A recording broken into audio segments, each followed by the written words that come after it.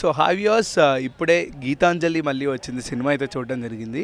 So బేసిక్గా cinema point ప్లాట్కి వస్తే కనెక్టివిటీని ఎక్కడ అయితే అలాగే బ్యాలెన్స్ చేసుకుంటూ తీసుకొచ్చారు. అప్పుడు ఉన్న సిచ్యువేషన్స్కి అంటే ఇప్పుడు నేను ఎందుకు పాయింట్ లోపలికి వెళ్ళిపోతున్నాను, సినిమా స్టోరీ ప్లాట్ లోపలికి వెళ్ళిపోతున్నానంటే వాళ్ళు అలాగే తీసుకెళ్ళిపోయారు, ఎటువంటి ల్యాగ్ లేకుండా స్టార్టింగ్ ఆ కనెక్టివిటీ తీసుకొచ్చే అండ్ సెకండ్ హాఫ్ కూడా అలాగే ఎండ్ చేస్తారు. Some dissatisfaction at the ending, అంటే సరిగ్గా క్లారిటీ ఇవ్వలేదు సెకండ్ హాఫ్లో, ఎండింగ్లో ఎందుకు అలా చేశారో అర్థం కాలేదు.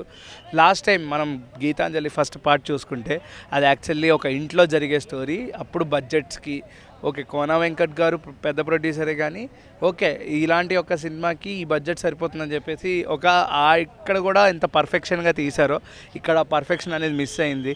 ఒక కోట చూపించారు, కోటలో దయ్యాలు చూపించారు, వాళ్ళు ఎక్కడికి వెళ్ళిపోయారో తెలీదు.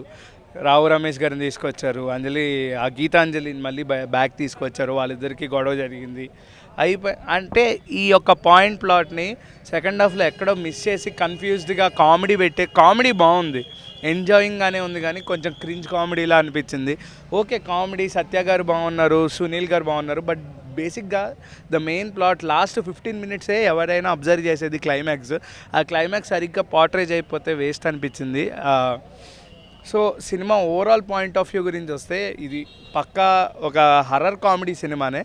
సో అక్కడ శ్రీనివాస్ రెడ్డి గారు ఎలా అయితే కథల గురించి ఎతుకుతారో ఇక్కడ కూడా అలాగే ఎతుకుతారు.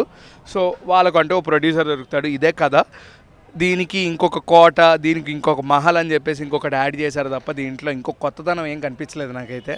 అంత ఫీల్ గుడ్, అంత సూపర్ అని చెప్పేసి ఏం అనిపించలేదు. ఓకే సినిమా యావరేజ్, చూడొచ్చు ఒకసారి, ఏదో ఎంజాయ్ చేయొచ్చు, వన్ టైం వాచబుల్ అని అనిపించింది.